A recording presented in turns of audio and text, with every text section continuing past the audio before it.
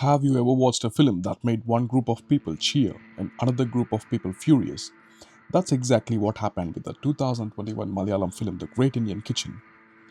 Directed by Jeo Baby, this quiet, slow burn drama became a massive talking point. Women across India said, "This is my life." A large section of men said, "This is anti men propaganda."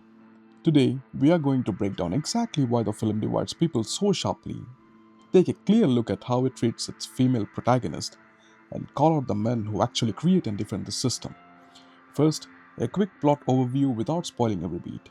An educated young woman raised abroad enters an arranged marriage with a school teacher from a traditional upper caste family in Kerala.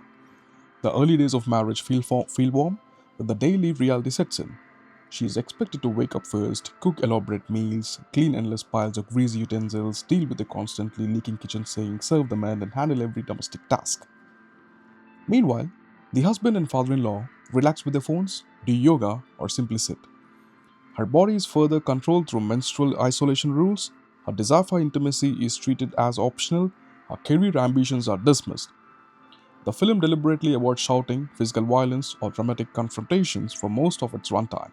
The oppression is quiet, repetitive, and completely normalized. That is the point. So, why do many Indian men hate this film? There are few consistent reasons that keep coming up. It refuses to show that the husband as a cartoon villain. He is soft spoken, educated, and outwardly polite. The film argues that entitlement and indifference are themselves forms of harm. Many men who see pieces of themselves or their fathers in that character feel personally accused even though no one is being beaten or verbally abused on screen. The film is seen as one sided. It offers almost no male perspective and presents leaving the marriage as the main solution. Critics call it feminist propaganda that attacks Indian family structures and traditions without showing any positive traditional households or mutual compromise. And third, it challenges the idea that domestic work is simply love or duty.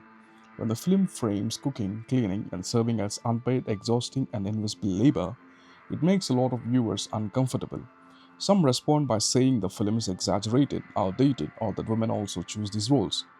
And the fourth, the religious and cultural elements. Scenes involving menstrual seclusion and the Sabarimala temple controversy link household rules to broader orthodox practices. For some viewers, this feels like an attack on Hindu tradition rather than a critique of specific patriarchal customs. In short, the film makes many men feel seen in a way they do not like.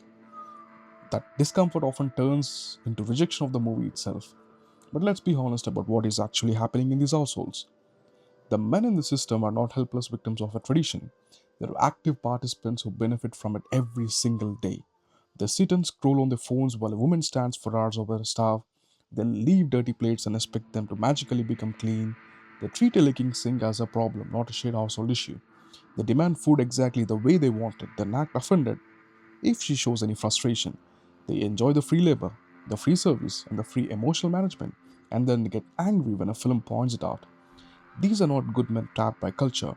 These are men who have decided that their comfort is more important than any other person's exhaustion. They could pick up a plate. They could learn to cook a basic meal. They could fix the sink or call a plumber. They choose not to.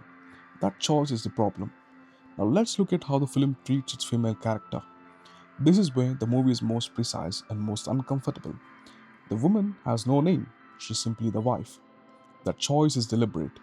Her individual identity is secondary to the role she is expected to perform. Her labor is endless and invisible. The camera stays on the chopping, the stirring, the scrubbing of dirty utensils, and the leaking sink for long stretches. Men eat and leave the mess.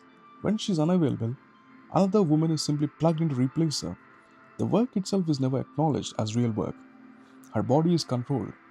During menstruation, she is isolated, denied basic comforts, and treated as impure. Sexual access is assumed. Her lack of enthusiasm is ignored. The body exists primarily for service and availability. Her aspirations are erased. She is an educated dancer. Once she enters the marital home, that part of her is treated as irrelevant. The mother in law models the expected path quiet endurance and the transmission of the same rules to the next generation. Other woman helps maintain the system.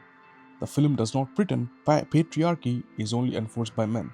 The mother-in-law and other female relatives enforce the norms, showing how the structure is kept alive across genders. But make no mistake, the primary beneficiaries and enforcers are the men. They are the ones who refuse to share the load. They are the ones who treat a grown woman as domestic staff.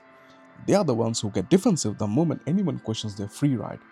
The film's greatest strength is its refusal to romanticize any of this.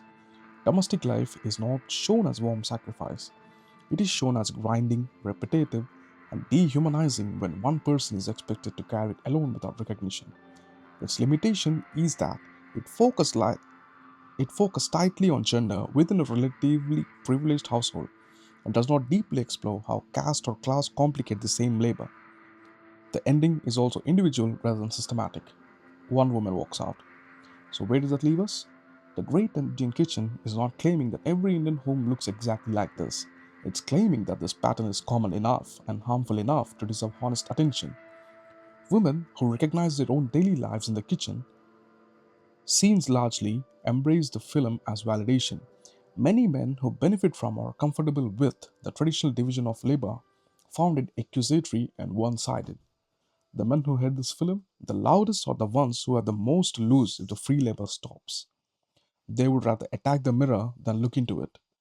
The movie does not shout, it simply holds up that mirror to everyday entitlement and asks whether the quiet version of inequality is acceptable.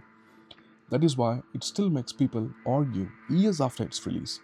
If you watched the film, I'm curious, which side of the divide did you land on and why?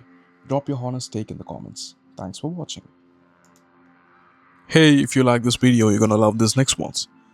I have got more videos lined up right here. Just click one of the cards that are popping up, and if you haven't already, smash the subscribe button and hit the bell as you never miss a new upload. Thanks for watching. I'll see you in the next one.